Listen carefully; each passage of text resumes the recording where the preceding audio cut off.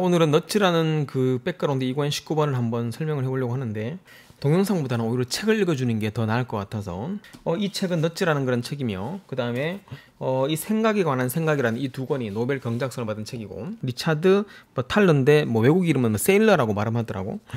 이 사람이 나중에 승자의 저주라는 책을 쓴 거야. 우리가 한번 배운 적이 있었던 거. 이 내용과 이 내용은 굉장히 많이 겹치는 내용이 많어. 근데 조금 특별하게 다른 내용이 있다면은 이제 넛지란 책에는 디폴트 값이라는 내용들이 조금 많이 포함되어 있기 때문에 이 책을 전체 다 읽어주면 굉장히 많은 부분이지. 난 중간중간에 이제 그 밑줄도 꺼놨기 때문에 나중에 책 읽고 싶은 사람은 책 읽도록 해. 토브문고에 한 4권 정도 있을 것 같으니까. 하지만 이 책을 다 읽기는 너무 부담스럽고, 그리고 많은 부분이 뒤에 보면은 계산이야, 계산. 그래서 이제 보험 계산하는 방법 이런 식으로 나와서 이제 그렇게 나오는데, 우리는 그것까지 알 필요 없을 것 같아서 이제 초반에 개념 정리가 가장 좋은 게, 이 책이 좀 특이한 게 대부분 이 책에서도 이제 있겠지만은 이 책이 인트로가 되게 좋아. 처음으로 도입하는 그런 내용 중에 한 20페이지 분량이 있거든. 한 20페이지 분량이 넛지에 대한 설명을 다 해줘. 나는 넛지를 읽어봤으니까 처음 인트로만 보면은 내용을 전체 다 포함되어 있다는 거 아는데, 처음 보는 사람들이 인트로만 딱 보면은 이게 뭔 내용인가 싶을 것이야. 이 인트로 부분을 소개하고 싶어. 어떻게 넛지라는 게 돌아가는 것인가, 그 부분들을 한번 좀 그 개념을 설명해 주고 싶어. 그게 인트로 부분이 전부 다거든. 근데 이걸 정리하는 게 약간 좀 까다롭기 때문에 내가 정리해 주는 것이야. 그래서 이걸 먼저 보도록 하고, 자, 넛지라는 걸 먼저 이제 보면은, 나도 처음에 넛지가 한 중간쯤 부분까지, 중간 한 3분의 1 부분까지 도대체 이게 무슨 말인가 싶었어. 책은 제목이 넛지인데, 근데 설명 안 해주는 거야. 그래서 이제 저 뒤에 좀 보면 이제 정확하게 말해주거든. 넛지가 무엇인가. 그래서 나는 넛지가 무엇인가에 대한 내용들을 저 뒤에 있는 부분들을 미리 앞으로 당겨서 먼저 보여주는 거야. 강요하지 않고 상대가 모르게 상대의 마음과 결정을 변화시키기. 이 강요하지 않은 상태에서 이렇게 해라 아니면 억압적으로 이런 상태가 아니고, 상대가 모르는 상태에서 상대가 결정을 변할 수 있도록 도와주는 거야. 그러니까 이게 정부에서 많이 정책을 펴거든. 오바마 그 정부가, 이제 미국의 오바마 정부가 넛지를 많이 정책을 펼쳤다고 해. 그래서 이제 이 사람이 모르는 상태에서 이 사람 행동 자체를 바꿀 수 있도록 이게 유도해 주는 그런 전략들을 바로 넛지 효과라고 하는 건데, 넛지가 옆구리를 슬쩍 찌르다 이런 내용인데, 이제 대놓고 이제 팡 때리는 게 아니고 옆으로 돌려치는 그러한 느낌을 조금 받으면 될 것 같아. 자, 한번 보면은, 자, 넛지가 당신의 모든 행동을 결정한다라고 이제 전반적으로 이제 설명해놨어. 상황의 사소한 변화만으로도 큰 영향을 끼칠 수가 있다는 그 말이야. 그러니까 이 상황을 크게 바꾸는 게 아니고, 단지 요거와 요거의 자리를 싹 바꿨거든. 그런데도 이제 매출이 확 올라가거나, 아니면 이제 애들이 급식을 더 많이 먹거나, 보통 이제 모든 그 인문학 책들은 대부분의 이제 상황이란 말을 컨텍스트를 맥락이라고 쓰거든. 근데 맥락으로 쓰는 건 잘 안 쓰잖아, 우리가. 그러니까 우리는 상황이라 했잖아. 맥락은 곧 상황인 거야. 상황의 사소한 변화만 주더라도 큰 영향을 끼칠 수 있는 것, 그게 이제 넛지라는 거야. 보면은 그 영향력은 더 나은 쪽으로도 갈 수도 있고 나쁜 쪽 갈 수 있는 것이야. 그 정부 정책자들 또는 이제 정부의 어떤 정책을 만드는 사람들은 뒤에 나오는 선택 설계자라는데, 그런 사람들은 더 나은 방향으로 갈 수 있도록 자꾸 넛지를 그렇게 잘 이용해 주는 거야. 넛지를 잘못 쓰면 나쁜 방향으로 전 국민이 다 갈 수가 있어. 그러니까 좋은 방향으로 가는 것이 올바른 넛지의 방향이라는 거지. 사소한 변화만으로도 큰 영향을 끼칠 수 있는데 그를 좋은 쪽으로 가도록 하자. 이게 이제 기본적인 전체 틀인 것이야. 선택 설계라는 게 이 책에서 굉장히 많이 돼. 설계자니까 뭔가 만드는 사람이겠지. 그러니까 본문에 말하는 보면은 설계자가 구내식당 설계자도 괜찮고, 또는 또 어떤 책에서는 정책자도 괜찮고, 건물도 괜찮고, 또는 화장실도 괜찮은 거야. 깨끗하게 사용하라고 강압적으로 억압하면서 정부가 적극적 개입해가지고 그런 게 아니고, 그 사람이 모르는 상태에서 슬쩍 바꾸는 거야. 남자들 보면 화장실 있잖아. 화장실 보면은 여자들은 모르겠구나. 이 변기에 이제 소변기 있잖아. 소변기에다가 이제 그 타점이, 이 본문에 나와 타점이라고. 타점이 조준점이 되는 부분에 이제 팔이 한 마리 정도인 거야. 이제 남자들이 이제 그 화장실 소변 볼 때 자꾸 옆으로 튀고 그냥 좀 그러니까 좀 더러워지니까 거기다가 그 그림 진짜 파리가 아니고 파리 그림 한 개 딱 놓은 거지. 그러면서 이제 그 그림만 딱 세워놓은 거야. 변기에다 그림만 딱 한 개 그려놨거든. 그 다음부터 적중률이 80% 이상 상승한 것이야. 그 이유는 뭐냐면은 사람들이 기본적으로 무의식적으로 그거 맞추려고 하는 거지. 그렇다고 이 사람들이 강요 여기를 맞추십시오 한 게 아니고, 그냥 이유도 몰라. 그냥 파리 한 마리가 딱 그려져 있는 거야. 그렇게 하는 게 일반적으로 이제 넛지라는 그런 말 알면은 조금 더 쉬울 것이야. 선택 설계자가 만든 세상에 살고 있어. 가장 극단적인 케이스는 영화 매트릭스는 완전히 선택 설계거든. 일상생활에 생활의 모든 것들 선택 설계자가 만든 것이요. 우리는 선택 설계자가 만들어 온 세상에서 살고 있다는 그런 일종의 매트릭스 안에 산다는 것이겠지. 선택 설계자가 하는 행동들은 사람들이 결정을 내리는 배경이 되는 상황을 만드는 사람들이야. 사용자 우호적인 환경을 조성함으로써 사람들의 삶을 크게 향상하는 거야. 이제 뭔지 알겠지? 상황을 만드는 거고 사람들한테 우호적인 좋은 이제 의사결정을 할 수 있도록 그렇게 이제 넛지를 베풀어서 삶을 향상시키는 사람들. 중립적 설계란 존재하지 않는다. 그러니까 이 사람이 인간인 이상 완전히 중립적으로 설계하는 사람 없고 어느 쪽이든 좋은 쪽이든지 나쁜 쪽이든지 갈 수밖에 없는 것이야. 그럼 우리는 어디로 가야 돼? 좋은 설계를 하는 게 중요한 거지. 훌륭한 설계라는 것은 사람들에게 바로 팡팡팡팡 모종의 영향을 끼치는 거. 그게 이 사람에게 어떤 영향을 끼치는 설계인 것이야. 그냥 뭐 설계하든 안 하든 똑같이 그냥 뭐 50%야. 아닌 거고 설계 이 순서 하나 바꿨는데도 불구하고 매출이 한 80% 올라가거나 사람들의 도덕성이 더 증가하거나 또는 이제 기부금을 더 많이 내거나 이런 식으로 하는 것들이 그 사람들이 모르는 상태에서 그래서 강요하지 않은 상태에서 마음을 움직이게 하는 기술, 이게 바로 선택 설계자가 해야 할 일이라고 말하지. 자유주의적 개입주의라고 하는 건데 이 말 딱 들으면 느끼는 게 뭐냐면은 자유주의와 개입주의는 정반대잖아. 이게 리버티 나오잖아. 리버티가 자유주의인데 자유주의는 아담 스미스잖아. 그리고 인터벤션 이거는 케인즈거든. 이게 원래 둘이 양대 반대다는 것이야. 그러니까 자유는 자유고 개입은 개입인데 이게 둘이 붙어가지고 이제 자유주의적 개입주의 이렇게 말한 거야. 이게 무슨 말인가 이제 헷갈리는 거지. 이게 모순이다 이런 말도 하는데 먼저 자유주의는 자신이 자유롭게 원하는 바를 행사하는 것. 그래. 내가 하고 싶은 대로 하고 사익을 추구하면 공익이 추구된다. 뭐 이런 말. 그런데 개입주의는 국가가 개입을 하는 거잖아. 근데 이제 그 넛지에서 나오는 자유주의적 개입주의라는 거 둘 다를 섞은 건 뭐냐면은 이 사람에게 선택을 할 수 있는 자유를 주긴 주는데 그 사람이 선택하는 그 이면에 어떤 더 나은 방향으로 타인의 행동에 영향을 끼칠 수 있도록 개입을 해놓은 상태가 되는 거야. 이 사람이 더 나은 방향으로 행동하도록 이 설계를 해놓은 상태에서 그 사람에게 강압하지 않고 은연중에 그 사람이 이제 이 좋은 선택을 할 수 있도록 자유롭게 선택할 수 있도록 해주도록 하는 것이 유연하고 너가 선택을 마음대로 하라고 하는데 그렇다고 이게 이제 강압적으로 하는 개입주의 아닌 것이야. 아담 스미스와 케인즈의 그 중간쯤이라고 생각하면 되겠지. 선택을 막거나 차단하거나 심각한 부담을 주면서 개입하는 것이 아니라 그 정도는 지우지 않으면서 이게 내가 처음에 말했잖아. 넛지라는 이유는 넛지는 강요하지 않고 상대가 모르게 선택을 마음대로 할 수 있게. 그럼 강요하지 않고 상대가 모르게 자유롭게 하지만 선택을 할 수 있도록 내가 이미 그 밑에 밑바닥에 베이스를 깔아놓은 상태가 되는 거야. 명령이나 지시로 타인을 강제하지 않는다. 강압적 개입을 하지 않는다. 이미 그 슬쩍 옆으로 그러니까 주먹으로 얼굴을 빵 때리는 거 이건 이제 완전 개입주의잖아. 한 옆으로 슬쩍 치면서 이 사람이 이제 툭툭 쳐가지고 앞으로 나가게 하는 것들 이런 거지 않겠냐. 넛지는 뭐냐면은 정크푸드를 먹지 말라고 하는 것이 아니라 과일을 눈에 띄게 잘 위치해 놓는 걸 말하는 거지. 그러니까 정크푸드를 먹지 말라고 하는 것은 그거는 강압적인 개입주의인데 강압적이지 않고 사람들의 과일을 먹게 하고 싶은데 개입은 하기는 하는데 남들이 눈치 못 채게 과일이 눈에 먼저 띄게 해서 이거 먹고 싶게 하는 것들. 여기 코끼리 오른쪽에 코끼리 있는 거 뭐냐면 사각형 이 코끼리 저 코끼리가 코끼리인 거지. 넛지 하는 이유가 이거 되게 중요하다. 이제부터는 중요하거든. 그럼 우리가 왜 넛지를 왜 해야 되는데? 이제 이게 중요하지. 그럼 이제 우리가 넛지를 하지 않고 내버려 두면 알아서 사람들이 정확하게 자기의 그런 최선을 다해서 자기의 그런 합리적인 선택을 그렇게 하게 될 텐데 왜 우리가 이렇게 남들이 모르게 그렇게 베이스를 깔아가지고 그 밑에 사람들이 원하게끔 만들면 그렇게까지 해야 되는 것인가? 원래 경제학적 아담 스미스의 경제학적 모델은 호모 이코노미쿠스예요. 예, 호모 이코노미쿠스를 이제 본문에서 뭐라고 말하냐면은 이 나왔지 수능 기출 나왔어. 수능에 나왔던 질문들인데 이제 이 본문에서 말하는 전형적인 호모 이코노미쿠스 누구냐면은 이제 그 아인슈타인처럼 생각하고 마하트마 간디의 의지력을 가지고 있는 그런 사람들을 가지고 우리는 그 호모 이코노미쿠스를 하는 것이야.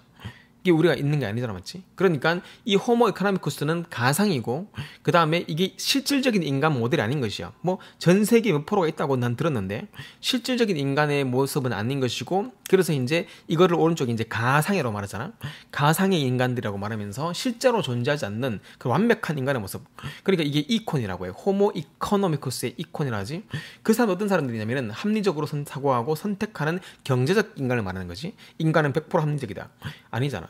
그래서 나온 게 행동 경제학이잖아. 인간이 합리로 선택했다면은 뭐 손실레피성 효과 이런 게 안 나왔을 거거든. 그 아담 스미스 같은 사람들이 제안했던 인간 모델이었으며 인공지능 이게 전형적으로 이제 그 말하기를 인공지능 정도 정도가 되면 AI 정도 되면은 호모 에코노미쿠스를 할 수 있을 것이다. 정확하게 이제 자기 합리적인 선택만 하는 것. 근데 우리는 인공지능이 아닌 거잖아. 그럼 우리는 누군데?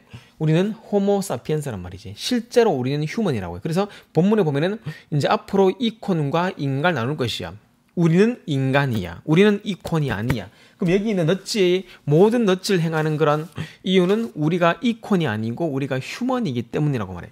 예상 가능한 우리는 실수를 하는 그런 호모사피엔스이며 호모사피엔스의 전형적인 예두 가지 말해주거든. 첫 번째가 플래닝 팔러시 계획 오리야. 인간들은 계획 완수 시간을 비현실적인 최적의 상황으로 예측한다. 그래서 이제 우리 백그라운드 그 이권에 수록돼 있지만 오페라하우스, 호주 오페라하우스를 지을 때 원래는 예를 들어 볼게. 원래는 이제 그 3년 10억으로 만들려고 했었어. 근데 이게 30년 100억이 된 것이에요. 인간은 그 자기의 그러한 정확한 합리적으로 정확하게 경제학적으로 하는 게 아니고 대충 이제 비현실적으로 이렇게 최적으로 이렇게 할 것이라고 정해놓고 따르지 못하는 그런 계획 오류를 벌이는 게 인간이며, 두 번째, 현상 유지 편향이 있는데 스테이터스 코 바이어스라고 또 백그라운드 이권에 다 나와 있어. 이게 일명 타성 효과라고 해요. 디폴트 옵션을 고수해. 이제 여기서 중요한 게 디폴트 옵션이야. 내가 보기에 이게 아마 비문학 나올 확률이 아주 높을 것 같아요. 이 디폴트 옵션은 밑에 오른쪽에 써 있지. 별표 2개짜리. 디폴트 옵션이라는 것은 지정하지 않으면 자동으로 선택하게 되는 옵션, 즉 기본값을 말하는 거야. 그 스마트폰 살 때 거기 막 이제 막 지치잖아. 막 이거 사인하고 마지막에 사인하게 하는 게 뭐냐면은 사람이 기본적으로 이제 그 사람들이 뭐 이거는 3개월 뒤 예약하시면 돼요. 3개월 뒤 예약하면 돼요. 뭐 이건 또 5개월 뒤 전화 직접 하셔서 예약하셔야 돼요. 나는 지금까지 그걸 예약한 적이 한 번도 없었어. 내가 이번에 이걸 보고 나서 다시 이제 확인해서 다 예약하려고 하거든. 불필요한 건데 3개월 동안 이제 그거 디폴트 옵션으로 걸어놓은 거야. 기본적으로 최초 기본값을 걸어놓은 거야. 그럼 3개월 뒤에 그걸 예약하냐 사람들이? 잘 안 하거든? 한 50% 안 할걸? 그런 문제는 뭐냐면은 그 돈을 다 갖고 가는 거지. 그리고 그게 이제 내가 보기에는 그거는 기업에 바람직하지 않은 우리 소비자들, 자기들은 이익이겠지만 소비자들한테 뭐 돈을 뺏기 위한 그러한 디폴트 옵션 값에 그 바람직하지 않은 선택 설계를 해놓은 것이야. 이 처음에 어떻게 해놓는 것인가? 뭐 너희들은 일주일에 무조건 숙제를 하고 우리는 수업을 들을 수 있어야 돼. 이게 이제 디폴트 옵션인 거야. 근데 제대로 안 돼 있어도 안 해와도 수업은 들을 수 있다. 이제 무엇을 디폴트 옵션으로 하는 거지? 최초 기본값을 뭐냐고? 이걸 두는 거에 따라서 너희들의 행동이 달라지는 거잖아. 이 내용 자체가 이제 바로 기본적으로 인간은 디폴트 옵션을 고수하는 거, 최초 기본값을 고수하는 것이야. 현상 유지 편향의 두 가지 교훈이 있는데 이게 이제 인간이 느낄 게 뭐냐면은 타성의 힘을 과소평가하지 말아라. 정말 타성의 힘이 엄청 강하단다. 두 번째는 그 힘을 우리는 이용할 수 있단다. 타성의 힘은 정말 크기 때문에 우리는 타성의 힘을 이용할 것이야. 나도 너희들의 그 타성의 힘을 내가 이용할 것이야. 나도 이제 넛지를 읽고 더 많이 디폴트 옵션을 한번 정해가지고 기본적으로 해야 될 값을 딱 정한 뒤에 이게 당연한 것처럼 여겨지게 그렇게 만들 것이야. 근데 그게 너희들이 느끼지 못할 정도로 적절한 디폴트 옵션의 결과는 넛지의 부드럽지만 강력한 힘이 되는 거지. 그리고 넛지는 인간의 행동 방식을 현격히 변화시키는 모든 요소, 인간의 행동 방식을 바뀔 수 있는데 그것이 그들이 알지 못하는 상태에서 하지만 너무 강압적이지 않게 바로 자유주의적 개입주의를 통한 그런 방식이란 말이지.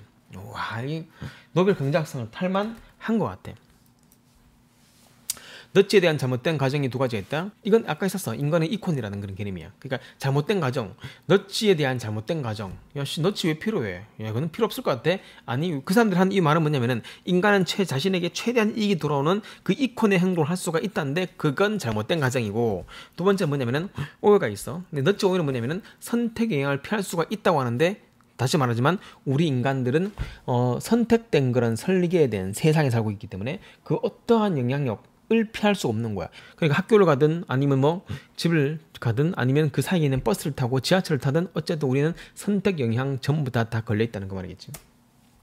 개입주의에는 항상 강요가 수반된다는 건데, 다시 말할게. 이 두 가지는 잘못됐다는 말이야. 이게 넛지에 대한 오해인데, 첫 번째 오해는 뭐냐면 선택의 영향을 피할 수 있어? 아니, 못 피해. 두 번째, 개입주의는 항상 강요가 수반돼? 아니, 강요 아니야. 강요 안 할게. 너희들이 마음대로 선택해. 하지만 그 안에 넛지의 기본적 요소가 깔려있다는 거지. 강요하는 게 아니라는 게 바로 넛지라는 걸 알아두어야 돼. 자발적으로 선택하게 만들도록 하는 것이. 디폴트 값에 따라 판이하게 달라지는 문명이다.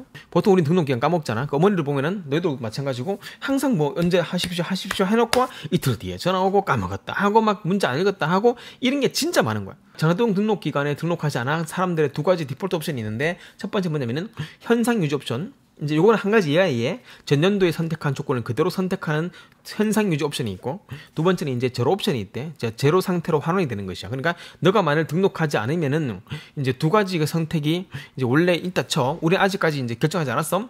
우리는 이제 선택 설계자야.